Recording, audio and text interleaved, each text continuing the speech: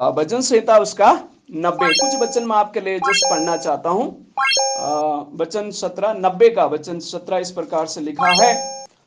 हमारे परमेश्वर यहोवा की मनोहरता हम पर प्रकट हो, तू हमारे हाथों के काम हमारे लिए दृढ़ कर, हमारे हाथों के काम को दृढ़ कर। आमीन। वचन 16 में लिखा, तेरा काम तेरे दासों को और प्रताप और तेरा प्रताप उनकी संतान पर प्रकट हो। आमीन। वचन 8 में इस प्रकार से लिखा है, तूने हमारे अधर्म के कामों को अपने सम्मुख और हमारे छिपे हुए पापों को अपने मुख की ज्योति में रखा है। आमीन।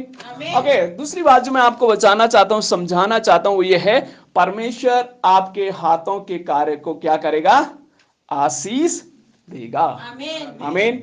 जो भी काम आप करते हैं, जो भी परिश्रम आप करते हैं, परमेश्वर उसको क्या करता है? आशीष देता है। और यहां पर भजनकार क्या कह रहा है कि परमेश्वर तू जो है मेरे कामों को क्या करता है? देखता है। तेरे सामने जो काम मैं कर रहा हूं तेरे सामने है प्रभु, कुछ भी छिपा नहीं है। लेकिन मेरी परिश्रम का काम को परमेश्वर आप क्या करेंगे? आशीष देंगे। जब आप मेहनत करते हैं, जब आप परिश्रम करते हैं, परमेश्वर हमारे काम को क्या करता है? आशीष देता है। मैं जस्ट आपको एक हाल में मैंने स्टोरी पढ़ी थी। स्टोरी इस प्रकार से जाती है कि एक राजा था और उस राजा के एक आंख से क्या था? अंधा था और एक पैर से लंगड़ा। लेकिन ये राजा बन गया और बहुत ही अच्छा राजा था। ये राजमहल में जब गया तो उसने देखा बहुत सारे उससे पहले जो राजा थे उनकी फोटो वहां थी।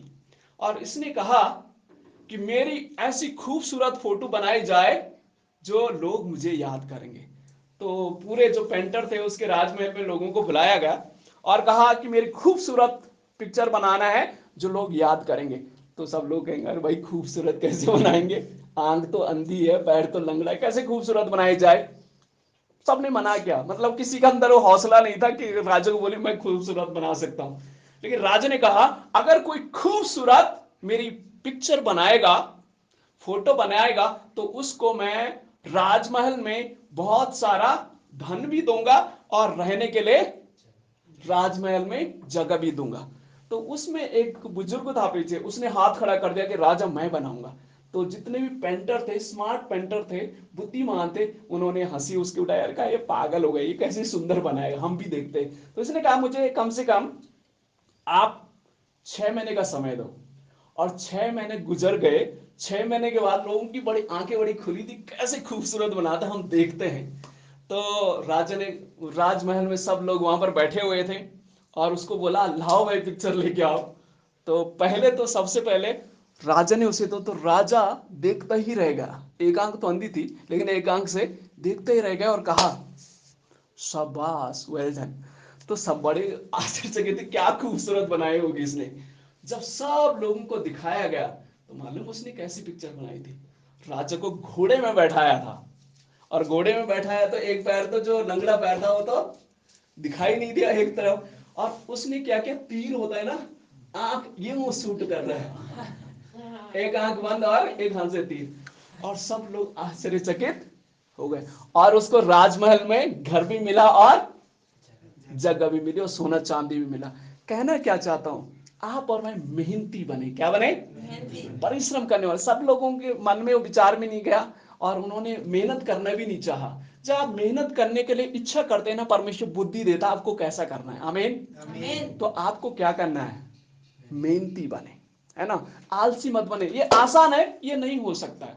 नहीं कहना तो बहुत ही आसान है, लेकिन हो सकता है। जब आप कहते हैं कि हाँ हो सकता है, तो परमेश्वर होश भी देता है, इसके साथ बुद्धि भी देता है, इसके साथ ताकत भी देता है, इसके साथ ज्ञान भी देता है, इसके साथ सारे रिसोर्सेस भी देता है। और आपके काम को परमेश्वर क्या करता है? सफल और सामर्थ और आशीष भी देता है। आमीन। तो भजनकार क्या कह रहा है? भजनकार 90 और भजनकार कहता है कि हे परमेश्वर तू हमारे हाथों के काम को क्या करें? दृढ़ करें। आप अगर आप सफल होना चाहते हैं तो किसके हाथों में सौंपे अपने काम को? परमेश्वर के हाथों में। मेरी बहनों, मेरे भाइयों, आप जहां भी काम करते हैं, आप खेतों में काम करते हैं, आप घरों में काम करते हैं, आप जॉब करते हैं या स्टूडेंट है, जहां जहां भी आप हैं, आज से मैं चाहता हूं आप अपने काम को परमेश्वर के हाथों में सौंपे। और कहें प्रभु मैं अपना काम आपके हाथों में सौंपता हूं, आप मुझे सामर्थ्य दे, बुद्धि दे, आप देखने पाएंगे चमत्कार। आमीन। क्योंकि करेंगे आप, लेकिन सामर्थ्य कौन देगा?